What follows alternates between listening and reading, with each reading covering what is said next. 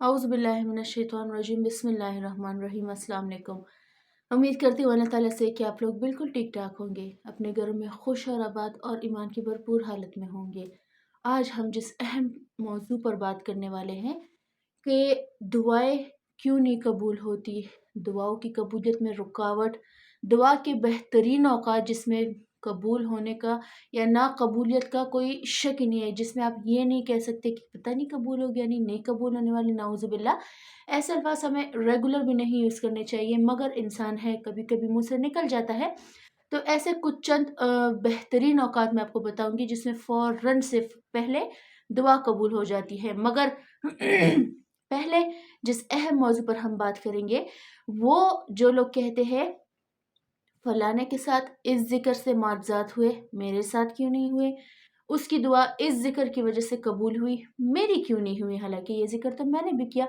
तो पहले शकूक व शुबहात दूर कर लिए जाए, क्योंकि इस्लाम में शक की कोई गुंजाइश नहीं है।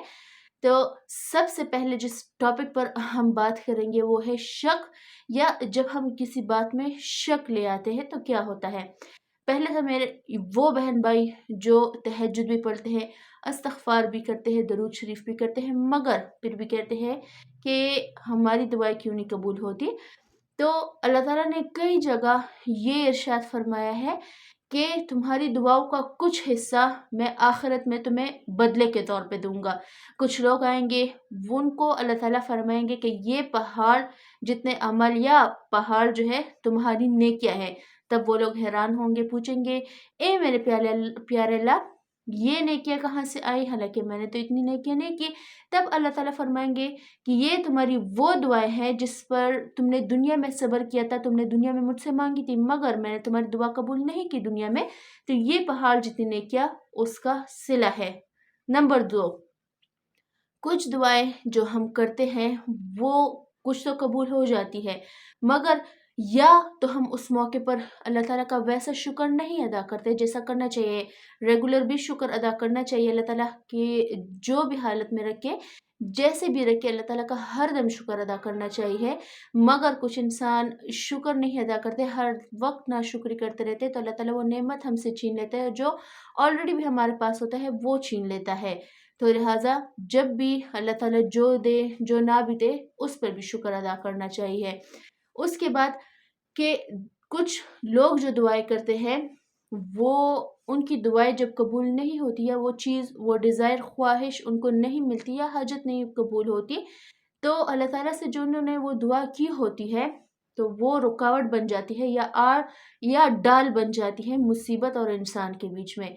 जो मुसीबतें हम पर आनी होती है, अल्लाह हम सबको बचाए रखे, खुदा न खास्ता किसी का एक्सीडेंट होना होता था, मगर वो दुआ जो हमने की है वो दरमियान में रुकावट बन गई है इंसान के और उस एक्सीडेंट के बीच में। वो मुसीबत, वो हादसा जो न खुदा न ख्वास्ता हम पर आने वाला था, मगर अल्लाह ताला ने उस दुआ को बीच में आड़ बना लिया था, जो हम पर नहीं आई उस दुआ के बदले से। ठीक है, क्लियर हो गया ये पॉइंट भी।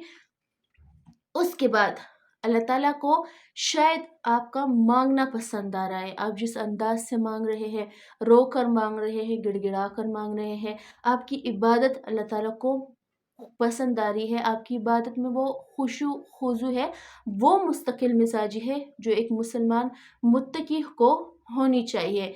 तो जो जो पॉइंट्स हम डिक्लेयर या मैं आपसे डिस्कस कर रही हूँ, उसमें हमारा ही फ़ायदा है। अल्लाह ताला हमारा रब है, हमारा आपका रब है, कायनातों का मालिक है, उसको किसी चीज़ की लोड़ नहीं है, हर चीज़ के ख़ज़ाने उसके पास बहुत है। मगर हमारा सब्र आज़माया जाएगा, हमारा ईमान आज़माया जाएगा, उसी के बदले हमें दिया जाएगा। हम एक चीज़ के पीछे कितना तड़प रहे हैं, शायद वो प्यार उस चीज़ के लिए बहुत ज़्यादा है, तो उस चीज़ को पाने के लिए हम वो कहते हैं ना, मैं हर हद पार कर जाऊँगा या चुकाऊँगी।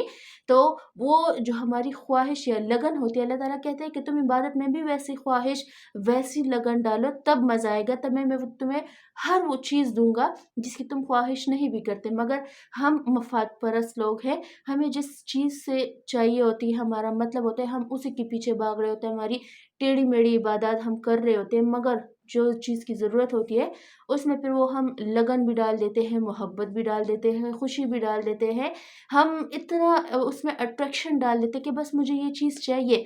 شاید وہ چیز آپ کے لیے ویسی نہ ہو یا چیز آپ کے لیے بنی ہی نہ ہو. شاید اس چیز میں ہمارے لیے سکون نہ ہو، ہمارے لیے عزت نہ ہو، اللہ نہ کرے.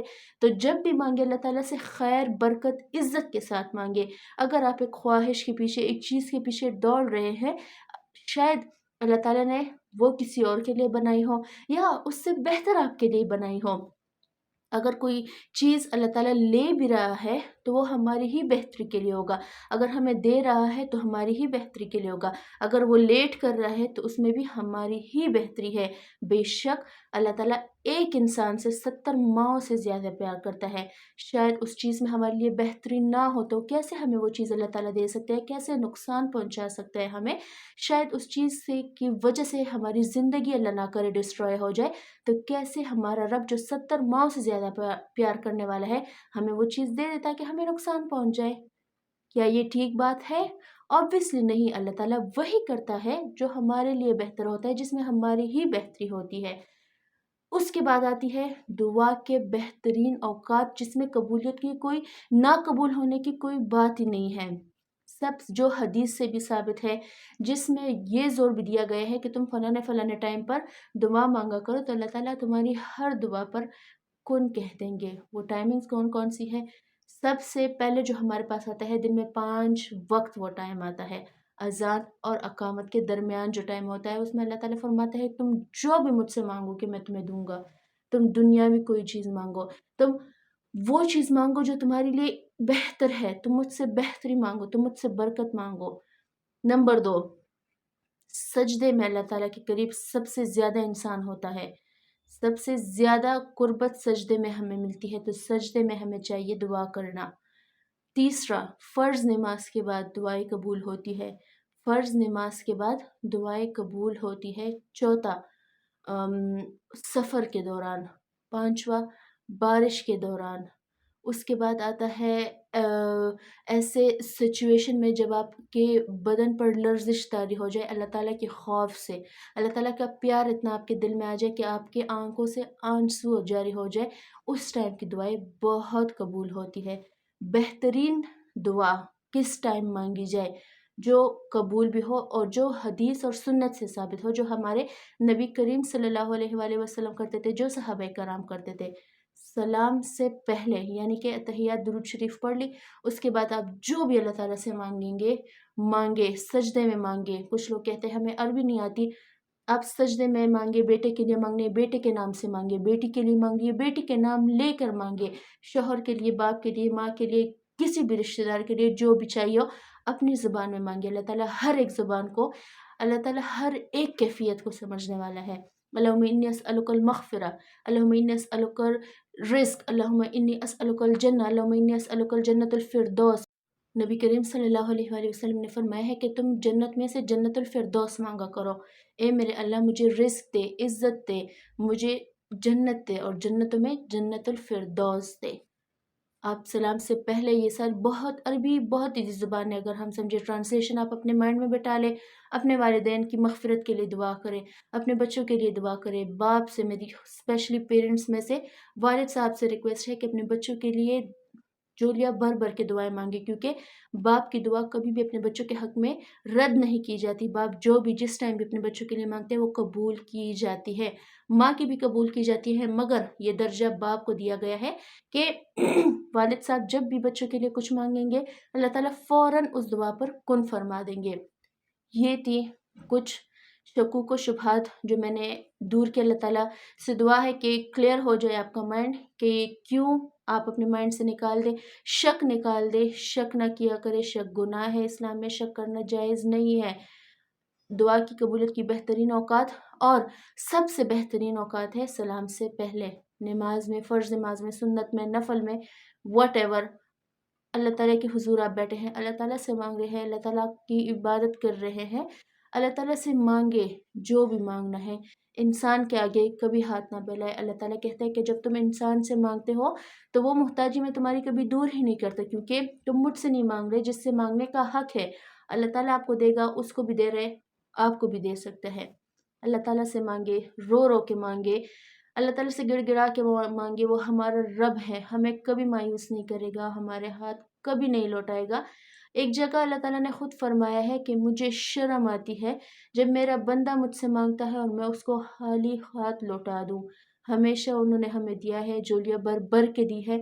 اللہ تعالیٰ کا جتنا بھی شکر ادا کرے کم ہے، ہر حالت میں خوش رہنے کی کوشش کرے، جہاں بھی رہے اللہ تعالیٰ آپ کو اپنی حفاظت اور عزت کی چادر میں تعمیر رکھے، اللہ تعالیٰ آپ کو سلامتی دے، خوشیوں والی زندگی دے۔ زندگی بہت توڑی ہے، زندگی جینے کا نام ہے، ہر دم ہر پل خوشیاں بانٹے، خوش رہے۔ اپنا ڈھیر سارا خیال رکھیے گا، مجھے بھی دعا میں یاد رکھیے گا، انشاءاللہ کل ملتی ہوں آپ سے۔ اللہ حافظ جی۔